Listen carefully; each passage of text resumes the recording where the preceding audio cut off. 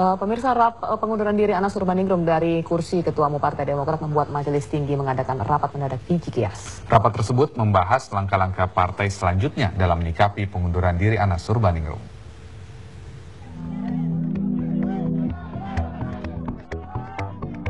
Mundurnya Anas Urbaningrum dari posisi Ketua Umum Partai Demokrat hari Sabtu membuat Majelis Tinggi langsung mengadakan rapat mendadak di Cikias pada malam harinya. Rapat tertutup ini membahas langkah-langkah ke depan Partai Demokrat dalam menyikapi mundurnya Anas. Ada 7 poin yang dihasilkan dalam rapat Majelis Tinggi, termasuk siapa pelaksana tugas sehari-hari sementara Ketua Umum Partai.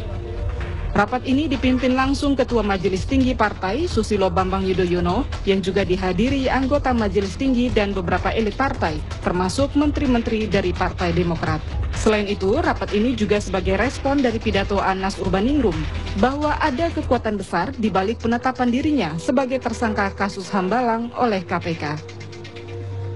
Seperti diketahui pada hari Jumat kemarin, Anas Urbaningrum telah ditetapkan menjadi tersangka oleh KPK.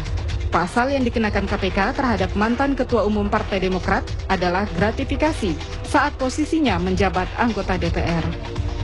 Tim TV One mengabarkan. Dan rapat Majelis Tinggi Partai Demokrat semalam di Cikias, Jawa Barat menghasilkan 7 poin dan berikut adalah hasilnya. Yang pertama, keluarga besar Partai Demokrat prihatin ditetapkannya mantan Ketua Umum Demokrat Anas Urbaningrum sebagai tersangka dalam kasus Hambalang dengan harapan hukum dan keadilan benar-benar ditegakkan, dalam arti jika Anas tidak bersalah maka yang bersangkutan mesti dibebaskan.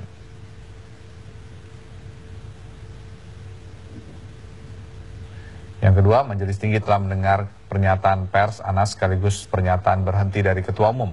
Baik Dewan Kehormatan dan Dewan Pembina Demokrat belum menerima surat resmi pengunduran diri sesuai dengan etika dan tata administrasi yang biasa berlaku di organisasi.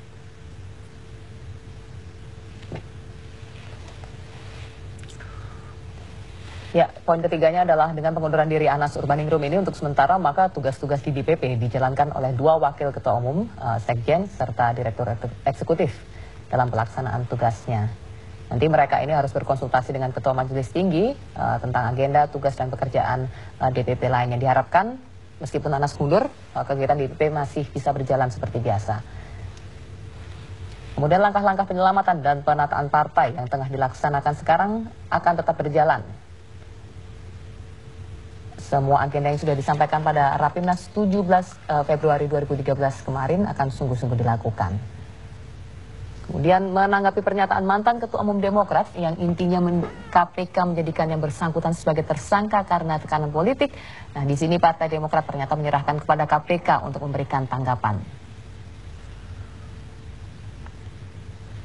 Di sini Majelis Tinggi Demokrat menyatakan bahwa mereka tidak mengetahui dengan pasti apa yang terjadi dengan Anas berkaitan dengan dugaan keterlibatannya dalam kasus Hambalang. Jadi ini meminta KPK lagi-lagi menjelaskan ya apa spekulasi itu, kemudian apa juga yang dimaksudkan oleh Anas ada tekanan politik di balik penetapan dirinya sebagai tersangka. Kemudian yang keenam berkaitan dengan tudingan dan serangan mantan Ketua Umum, kami tidak ingin memberikan tanggapan saat ini. Banyak hal yang tidak tepat disampaikan ke publik menyangkut Anas sejak awal bergabung ke Demokrat tahun 2005 lalu. Bagaimanapun Anas pernah memimpin Demokrat selama 2,5 tahun dan ikut berbuat untuk kepentingan partai.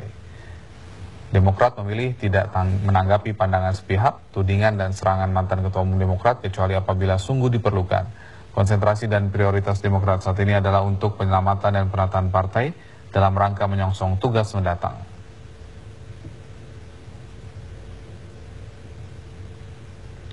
Yang terakhir, kami jajaran kepemimpinan Demokrat tetap berdoa dan berharap kepada KPK agar hukum dan keadilan benar-benar ditegakkan. Jika Anas tidak bersalah termasuk Andi Malarangeng, maka yang bersangkutan harus dibebaskan dan dipulihkan nama baiknya.